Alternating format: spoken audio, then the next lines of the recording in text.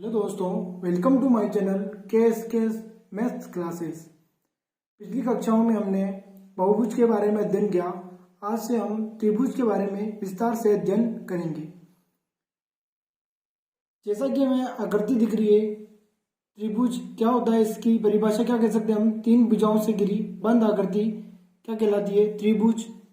ये कोई आकृति हो गई इसकी, ये जो भुजा ए मान लिया, इसको बी मान लिया, इसको सी मान लिया।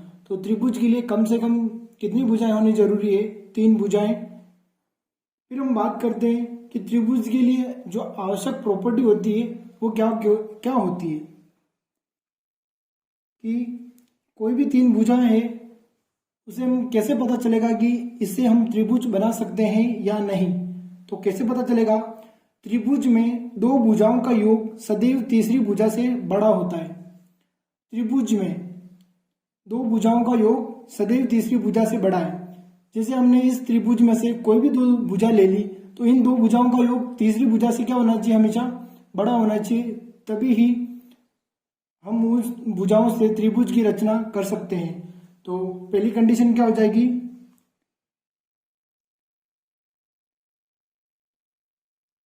त्रिभुज में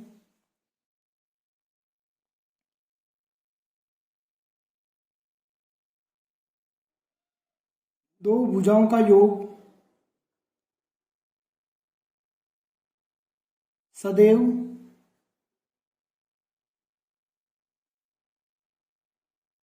तीसरी भुजा से बड़ा होता है। जैसे कि हमने ए और सी को अगर हम ऐड करेंगे तो किससे बड़ा होना चाहिए? बी से। ए और बी को ऐड करें तो सी से बड़ा होना चाहिए। तभी हम त्रिभुज की रचना कर सकते हैं। दूसरी जो कंडीशन होती है वो क्या होती है? त्रिभुज में दो भुजाओं का अंतर सदैव तीसरी भुजा से छोटा होना चाहिए। दो भुजाओं का योग तो क्या होना चाहिए? तीसरी भुजा से बड़ा होना चाहिए। लेकिन अंतर की बात करें तो त्रिभुज में दो भुजाओं का अंतर सदैव तीसरी भुजा से छोटा होना चाहिए। तो क्या लिखेंगे हम? त्रिभुज में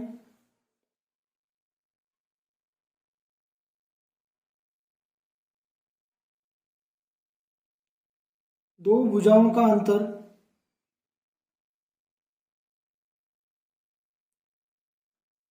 सदैव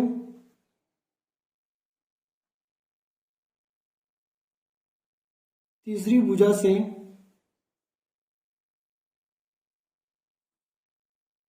छोटा होता है। यह हमें याद रखना है। इन पर आधारित भी बहुत बार प्रश्न पूछे जाते हैं। क्या हो गया? दो भुजाओं का योग तीसरी भुजा से बड़ा होना चाहिए। उसी प्रकार त्रिभुज में दो भुजाओं का अंतर सदैव तीसरी भुजा से छोटा होना चाहिए। फिर आगे हम बात करते हैं, ये हमने बात कर ली। आगे हम बात करते हैं कि हमारे पास तीन रेखाखंड दिए हैं। जैसे हम एक एग्जाम्पल के माध्यम से समझेंगे।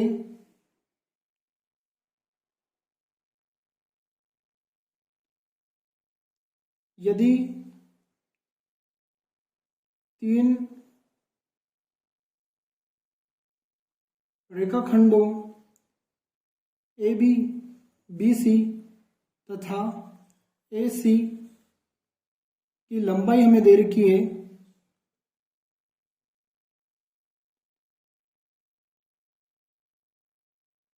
क्रमशः में क्या दिए?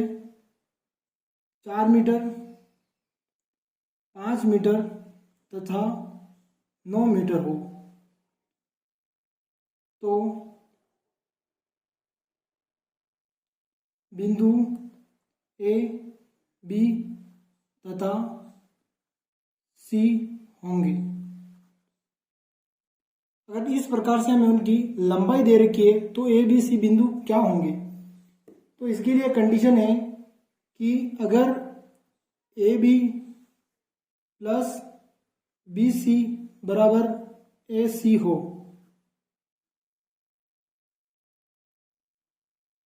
तो हमारे पास ए बी कितना हो गया? 4 दिया है, 4 लिख दिया। बी सी कितना है? 5, 5। और ए सी कितना है? 9।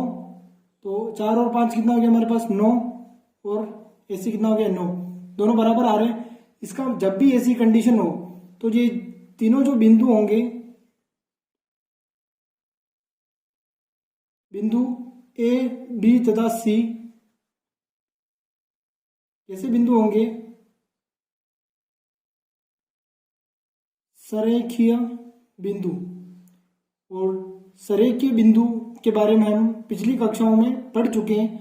अगर आपने नहीं पढ़ा है तो इससे संबंधित जो रेखांकन वाला पार्ट है उसमें जाकर आप वीडियो में देख सकते हैं। तो ये क्या हो जाएगा? सरेखीय बिंदु।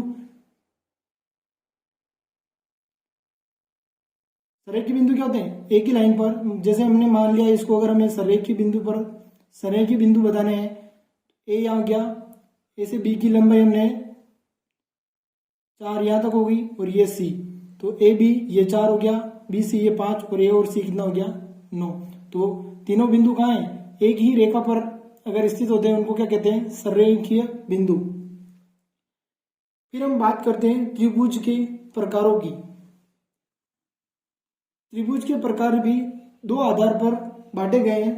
पहला जो आधार है वो है भुजाओं के आधार पर।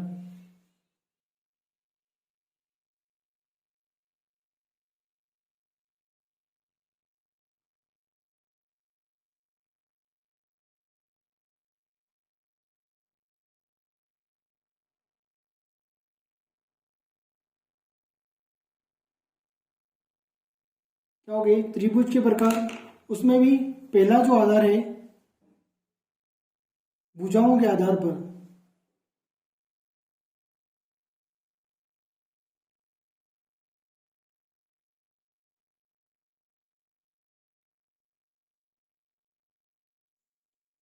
तो भुजाओं के आधार पर कितने प्रकार होते हैं? 3 प्रकार होते हैं। पहला प्रकार पढ़ेंगे हम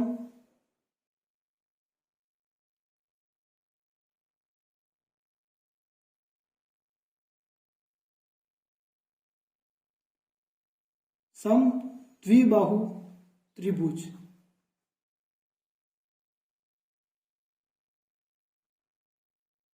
अब समद्विबाहु त्रिभुज क्या होता है ये समझना है, तो क्या करना है? हमें यहां से इसी नाम से पता कर सकते हैं। सम का मतलब हम क्या होता है? समान। द्वि मतलब होता है 2, और बाहु क्या होती है? भुजा। तो ऐसा त्रिभुज जिसमें दो भुजाएं क्या हो? समान हो, वह त्रिभुज क्या कहलाएगा? समद्विबाहु त्रिभुज। तो क्या लिख सकते हैं? दो भुजाएं समान हो।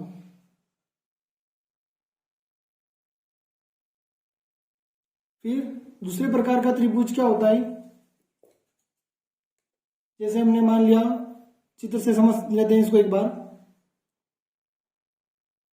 ये कोई त्रिभुज हो गया, तो ये भुजा और ये भुजा क्या हो गई? इसकी बराबर हो गई। ए बी सी नाम दे दिया हमने, ए बी ए सी बराबर है, तो ये क्या हो जाएगा? सम द्विबाहु त्रिभुज। फिर हम बात करते हैं दूसरे प्रकार की। दूसरा प्रकार होता है समबाहु त्रिभुज।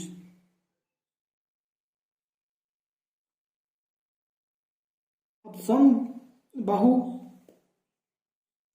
इसी प्रकार सम मतलब क्या हो गया? समान, और बाहु मतलब भुजा। तो सभी भुजाएं कैसी हो? समान हो। तो सभी मतलब कितनी भुजाएं होती है त्रिभुज में? 3। और तीनों भुजाएं जब आपस में समान हो तो वो कौन सा त्रिभुज कहलाता है? समबाहु त्रिभुज। इसको भी चित्र के माध्यम से समझ लेते हैं। ये ए बी और सी है, ये और ये तीनों आपस में क्या है? बराबर है, तो ये क्या हो जाएगा? समबाहु त्रिभुज। और जो इसका अंतिम प्रकार है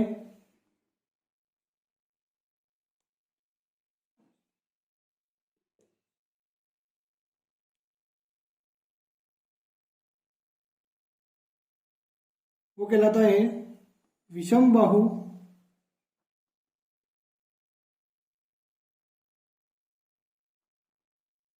त्रिभुज। तो ऐसा त्रिभुज जिसमें कोई भी भुजा समान नहीं हो, तो क्या लिखेंगे?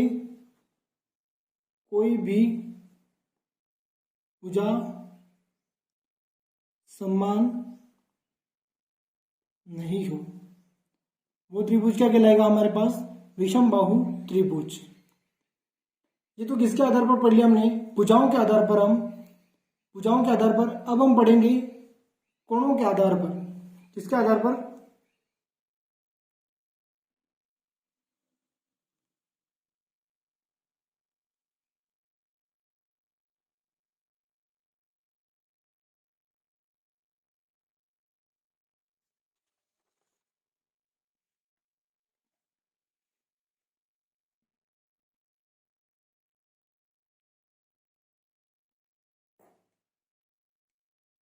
अब हम पढ़ेंगे दूसरा जो प्रकार हो जाएगा त्रिभुजा का,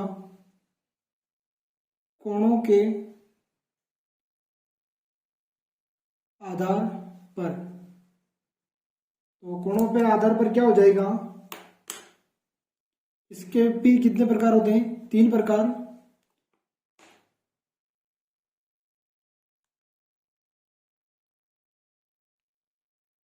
इन सभी को हम एक साथ समझ लेते हैं।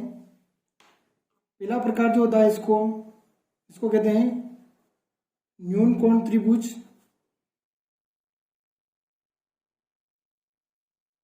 दूसरा जो होता है वो क्या होता है? समकोण त्रिभुज। और तीसरा जो प्रकार होता है इसका, अधिक कोण त्रिभुज।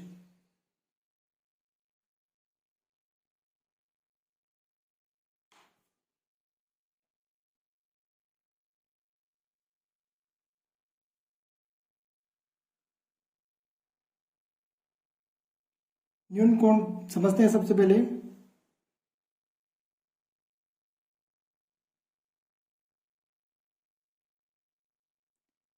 इस भुजा को हमने ए मान लिया, इसको बी मान लिया, और ये जो सी है ये क्या है? सबसे बड़ी भुजा है, सबसे बड़ी भुजा। इसी प्रकार समकोण त्रिभुज बना दिया हमने। ये ए, ये बी और ये सी। इसमें भी ये सी क्या है? सबसे बड़ी भुजा है।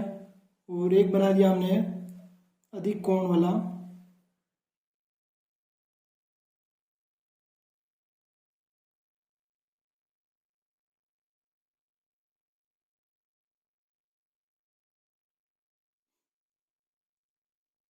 तो ये इसके, अब इसको हम समझ लेते हैं। इसमें क्या होता है कि समकोण का तो हमें पता है, ये लंब होता है, ये आधार होता है। तो इसका स्क्वायर और इसका स्क्वायर क्या होता है? इसके बराबर होता है। तो ये लिख दिया हमने ए स्क्वायर प्लस बी स्क्वायर बराबर सी स्क्वायर। ये हो गया। अब यहां क्या दिख रहा है? ए स्क्वायर प्लस बी स्क्वायर जो होगा क्या हो जाएगा? बड़ा हो जाएगा किससे? सी स्क्वायर से। तो ए स्क्वायर प्लस बी स्क्वायर बड़ा होगा सी स्क्वायर से।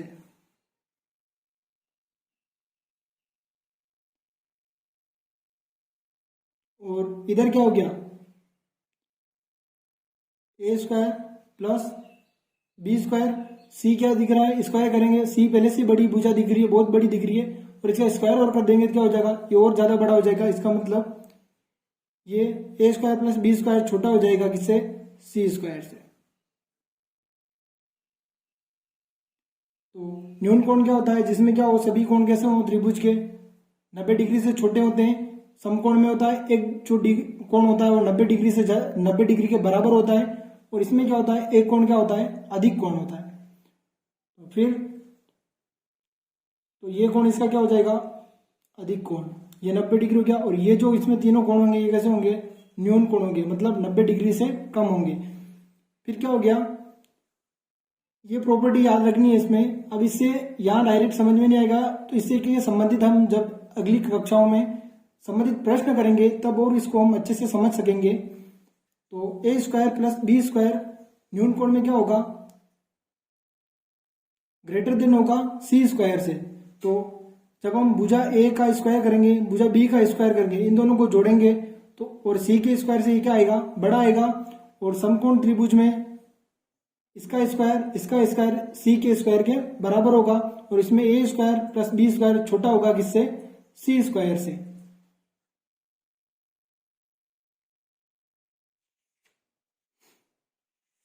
ये अब इससे संबंधित कुछ प्रश्न हैं जो हम या तो इसे नेक्स्ट क्लास में करेंगे, या फिर हम थोड़ी और थ्योरी पढ़ने के बाद सभी प्रश्न एक साथ करेंगे। अगर आपको हमारी कक्षा अच्छी लगी हो तो लाइक और शेयर जरूर करें और हमारे चैनल को सब्सक्राइब करें। Thank you.